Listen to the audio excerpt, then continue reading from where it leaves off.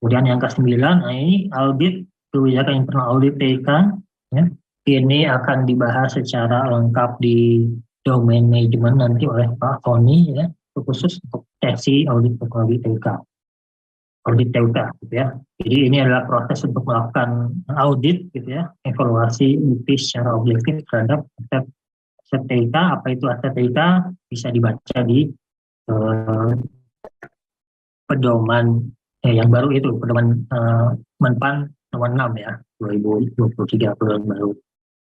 Nah, jadi yang jelas untuk menetapkan tingkat kesesuaian pencapaiannya, keamanannya dan seterusnya, kita melakukan audit. Ya, yang dia pengaturannya ada di Perpres 95, kemudian ada juga di Perbadik ASN, nanti kita lihat.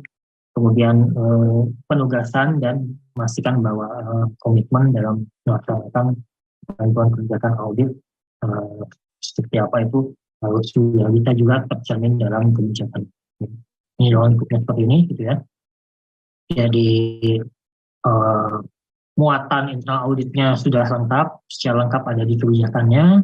Kemudian ada pernyataan bahwa dilakukan review secara berkala untuk meningkatkan atau mengoptimalkan kegiatan audit data, gitu ya. Kemudian pokok-pokok teknisnya disebutkan bahwa yang diaudit adalah penerapan tata kelola dan manajemen, kemudian fungsionalitas TIK, apakah itu fungsionalitas aplikasi atau infrastruktur, ya, termasuk tadi ya kita sebutkan misalkan SPLP, ya, itu juga bisa di objek audit, ya. Pusat data itu objek audit juga, gitu ya. Kemudian kinerja, kita bisa melakukan audit kinerja juga, dan aspek-aspek lainnya. Ini referensinya, jadi ada Permenkominfo ya, nomor 16 2023 ini tentang kebijakan umum penyelenggaraan audit TIK. Nah, ini bisa di searching, nah itu udah cukup lengkap, bisa mengacu ke situ ya, untuk kebijakan audit TIK-nya. Kemudian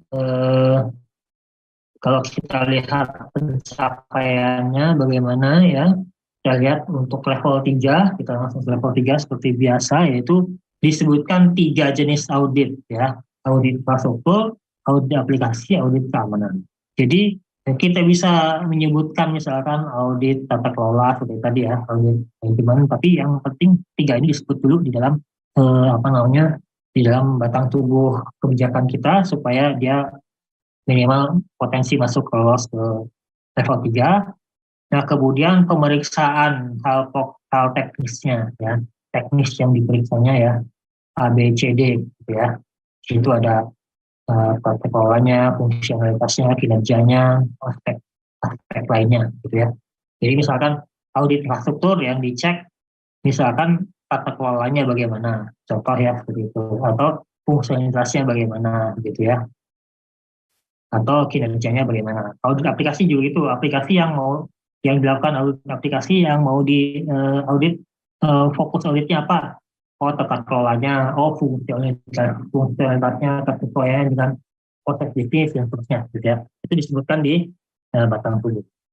Nah, kemudian bagaimana kalau misalkan ada yang tidak disurat, maka dia masuk ke level 2, jadi masih sebagian. Nah, untuk level 4 bagaimana? Level 4, nah ini ada tambahan, yaitu bahwa audit TIK-nya dilaksanakan oleh lembaga pelaksana audit TIK ya, yang terakreditasi ya, ada tertulis di sini ya. Jadi lembaga pelaksana audit yang resmi yang sudah terakreditasi. Jadi tidak bisa misalnya ada dari pihak ketiga begitu ya, tapi dia tidak punya sertifikasi audit gitu ya. Lembaganya tidak ada sertifikasi audit atau terakreditasinya, maka itu nilainya kurang ya. Itu adalah nilai nanti yang di domain manajemen ya, bagian auditnya. Kalau yang di sini yang dinilai adalah kebijakannya. Jadi kembali pernyataannya itu harus ada pernyataan bahwa dilaksanakan oleh lembaga audit terakreditasi gitu ya. Sikapnya seperti itu. Kemudian audit internal gitu ya, juga harus dilakukan lebih dahulu gitu. Jadi harus dilakukan audit internal ya, poin 5 nih, lebih dahulu, baru dilakukan audit oleh lembaga eksternal yang ditunjuk ya. Kemudian sebelah kanan ya, contoh muatannya ya ada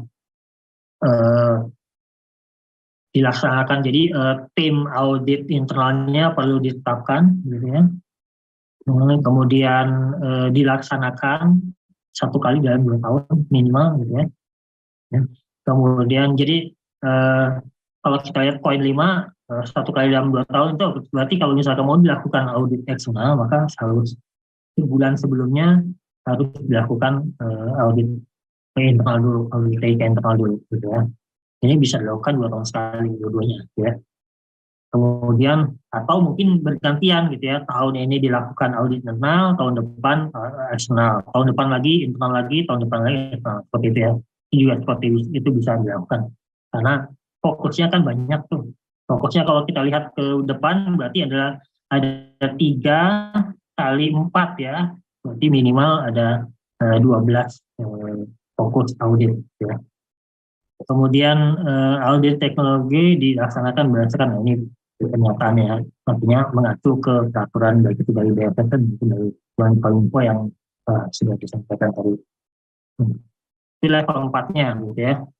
Kemudian review ya, jangan lupa di sini ada reviewnya ya. Jadi selain muatan di batang tubuh kebijakan kita juga harus ada reviewnya ya. Dari review ternyata kita butuh apa namanya ada tim audit misalkan. Kemudian ada SOP, kita butuh SOP bagaimana melakukan audit aplikasi dan seterusnya gitu ya. Kalau SOP-nya, kalau itu hasil review-nya ada seperti itu, maka hasilnya bisa menjadi dokumen review itu bisa jadi penilaian level 4, tapi hasilnya SOP ataupun SK-nya akan bisa menjadi bagian dari pencapaian level 5-nya. Ya. Nah, kemudian